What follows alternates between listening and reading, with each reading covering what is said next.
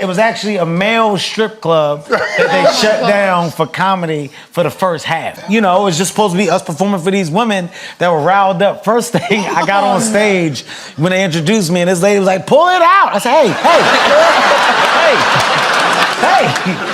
that's not me. I'm not here for that. I'm here to entertain. These are jokes. No, my wife is 100% the fun police. Like when I'm having fun, 100% pull over, you're having too much fun. Like it's like, so I was like, back up. Yeah. I was a guy that everybody wanted to be around because I was always a good time. Now, Will, on the other hand, now, let me tell you about this. Now, because I know Will, we talk, you know. Will, first of all, you're looking at a new version of Will. Since the teeth, he's changed. Will before, Will before the great, Will before the great wall of teeth was a different Will. That Will was a problem. Well, you know, Nelson Mandela said about that. He said, holding a grudge is like drinking poison and hoping it kills the other person. First of all, that's amazing, and I'm pissed off that I didn't know that, because that was a real bad moment for me as a black man, because he said, you know everything every black man has ever said. No, but the way you said it, you was like, you know what Nelson Mandela said, and I was like, oh, you were at the Laker game last night. I was at the Lakers game, courtside. Courtside, right on the floor? Right there on the floor. I could touch somebody if I wanted to. Well, it looked like somebody almost touched you, because here, take a look at the game last night. Watch this. There's you right there. Almost in your lap. Understand something. The reaction that you saw just now, there was an older Chinese woman to my, I think she was to my right. Yeah. It looked as if I was screaming, you know, probably out of fear. Right. It wasn't. It was. I see. It was, hey, Chinese lady, watch out. Well, I see. That's what I said. I see. But it was here, like it was here with the Chinese lady, be careful. Yeah. Nothing to do with me. What is the craziest thing that have happened to you on stage? By far, Atlantic City. A guy threw a buffalo wing at me. Hit me in the face. Buffalo wing. Saucy buffalo wing. Hit me right in the cheek. A little bit of the sauce got in my eye. I cried a little bit, and I tried to be a man about it. Who threw it? Who threw it? Because I'm a man about mine. Who threw it? The guy stood up. He was big. I was like, I just want us as people to get along. And I just got off the stage. When you fall when you're older, it's different from falling when you're younger. Like when you young and you fall, right? Yeah. My life flashed before my eyes. Whoa! Whoa! I'm not a drug guy. Like I said, I know what my dad did and the consequences of it, but Snoop, I was like, this is a legendary moment. You got to smoke with Snoop if you get the chance. I want to be able to say to my kids, don't do drugs, but if you do it with Snoop. Like, you know, that's the thing, right? Your first time here, tell us about yourself. I know you're from Philly. Yes, I am, Jay. I'm from Philadelphia, and I'm a big deal, people.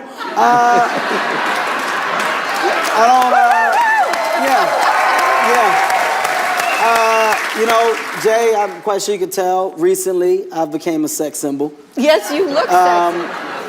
Besides that, modeling gigs are coming left and right. Baby Gap called. That's one. Just tons of stuff, man. Like right now, I can honestly say I'm like a kid in a candy store. I'm enjoying life. I'm enjoying where I am. I'm enjoying my comedy career. So I said, let me come here on your show to tell people about it, educate y'all, tell y'all how I'm doing. You know, I'm living life right now. It's going well. Look at me. But you have an Irish name. Do I? It couldn't be more Irish. Has no one told you that till now? You know, I think my mother just liked the name. Brad, let me educate you on something. Black people are notorious for picking things that they saw one day and say, that's my baby name. I was on tour. I brought this leather jacket, and it had a peace sign on the back of it. It was like a rhinestone peace sign. I said, you know what I'm gonna do at the end of my show? I'm gonna turn around, show the back of my jacket, and put up a peace sign. The crowd gonna go off. I did it. Nobody said nothing. You ever sweat to the point where you feel like something's wrong with your appearance? Like, no, there was one moment where I felt like an oil spill. Like I remember, like we were shooting, and I was like, no, guys, quite sure something's really coming off me right now. No, okay, let's just keep rolling. Nope, there's definitely mud in my butt right now. 100%. Okay, biggest reality check I've had. I'm in Vegas, right? I'm with an athlete friend of mine. And you know, athletes make a lot of money. Right. So we're there, we're hanging out. Keep in mind, he makes more money than me, Jay, so I'm trying to keep up with him. Sure. Whatever he does, I'm trying to do, okay? So we go to a club, he got a table, so I got a table. He was like, Kev, but we together. I said, so what? I got money too, I want my own table. That's what I told him. I'm gonna spend my own money, I'm a man. Despite my size, I'm grown, okay? So we get there, he got bottles, I wanted to get bottles. Gotta get bottles. Yeah, you know, he had women come. I didn't have no women, but at the time I was with my aunt. It was my aunt's birthday. You had your aunt with you? I had my aunt with me. Right. It was her birthday. Right. I got the bill. I'm not gonna lie, I didn't like it. You ever get a bill so high you try to put it in the light like it's gonna change? Right. It didn't change.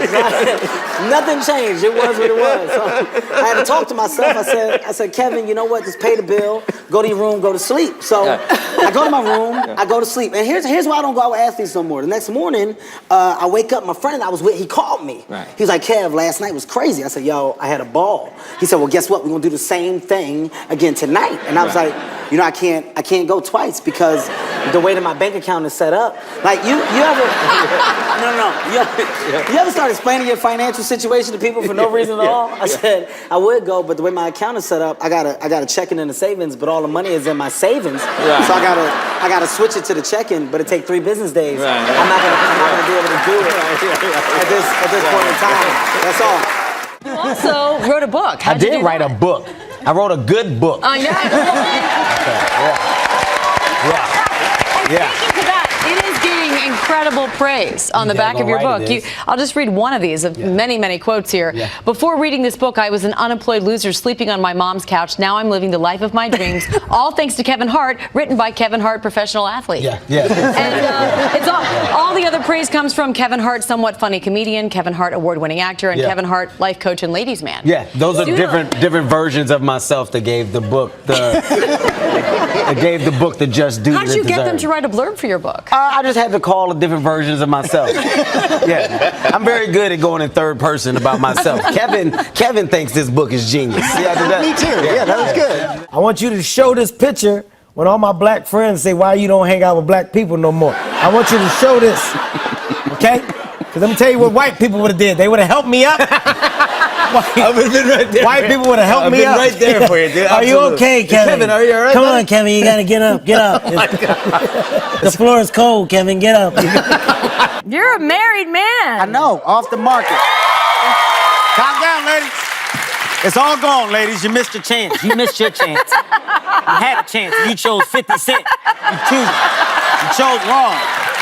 Did someone lose their child? I'm sorry. All right. You know they had to create an IMAX just for the 2 movies that he made. There's 2. There's 2 movies. All right, okay, good, yeah. Is this the dance? That's my new dance. For the booty work. I'm imagining this is the left cheek and then this is the right cheek. Yeah. A lot of people didn't know what I was doing or what I was going for. But, you know, the thing about Kevin, I'm going to go third person for a second. Please. The thing about Kevin Hart is he's an artist first. And as an artist, you need to be creative. So T-Pain said, can you be in my video? And I said, well, I don't just want to be in it. I want to make a mark, and I want to do something that people can remember. So I listened to the song, and I thought about it. You went deep. As I listened to it, the dance came up, and with my arms moving from side to side. Yes, that's right. It's basically left cheek, right cheek, but my hands are simulating what they would do to a buttocks if it were in place. Right.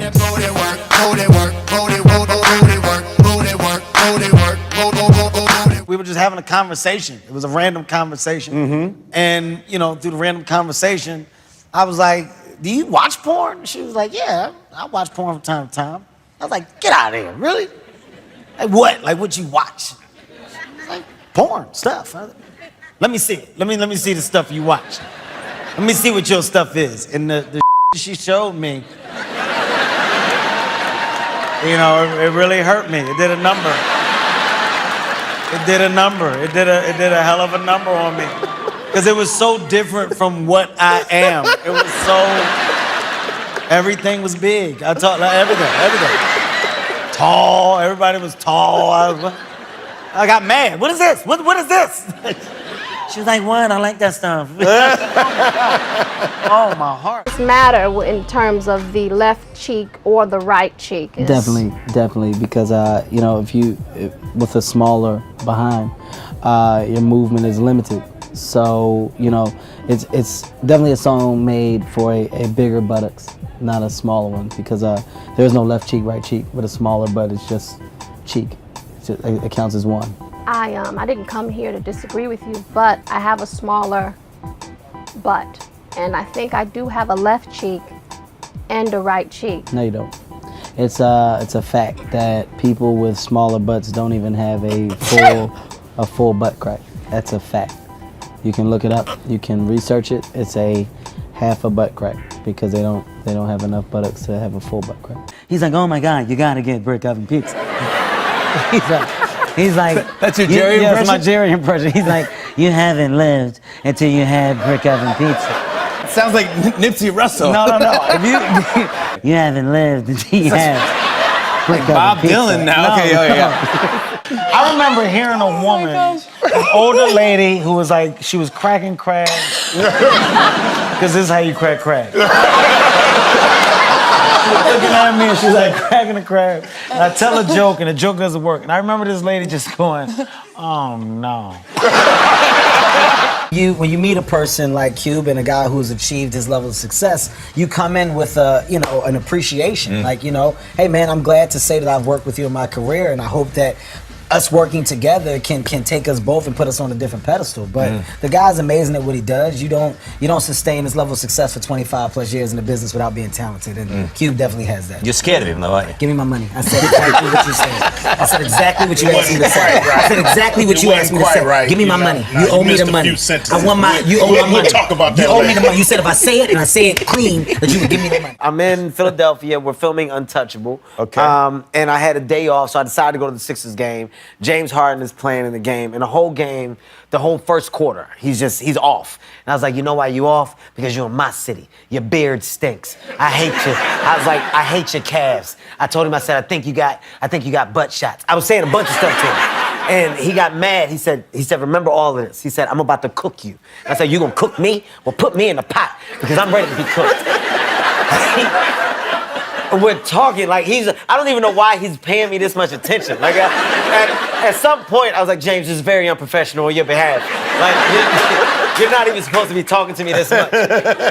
James went on to score 55 points, and here's the bad part. They beat us by 30, and with like a minute left, he was dribbling the ball, staying in the half court, and he was just staring at me. And he goes, tell your team what you did to him. And I said, you keep your mouth shut. That's our business. He's sportsman.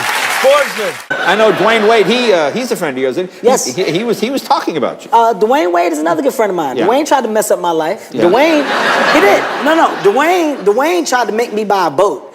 I don't even have a house. I said, hey man, I told him. I told him that. I said, hey, I don't have a house. I don't think this is a good purchase. He's like, you should just get it. Right. I was like, no, I would, but the way that my bank account is set up, it's a checking and a savings. But all the money is in my savings, Jay. I can't transfer it out my savings that fast. It's 3 business days. Yeah, 3 business days. I got a call.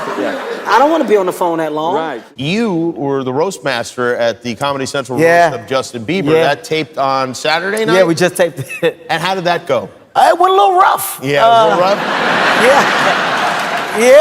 Yeah. I'm not gonna lie. There were some moments where I was like, Justin's gonna cry in the car. There's no way that he's not gonna cry. Like, you know how you can look at a person and like they're trying to have a good time, but you can tell that there's a tear. Like, there's one moment where I looked at Justin and he's like, it's like a laugh, but it's not. And I kept pointing at him like, you better hold it back, boy. You don't let them cameras see it come down. And he did one knee slap where I think he covered up a cry. He's like, I was a problem in school. I was the guy that was never serious.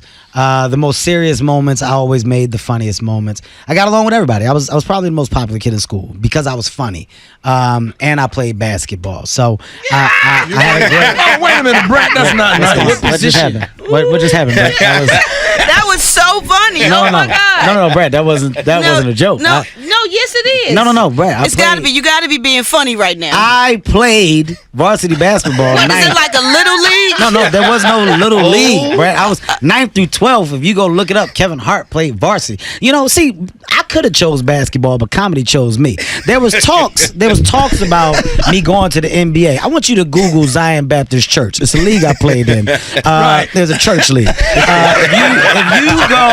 If y'all go look up my stats in this church league, I averaged 17, 6, and 5. Honestly, MVP of the church league 2 years in a row. Granted, it was me and a bunch of deacons. But you was doing you it. saw the talent. Is what I'm saying.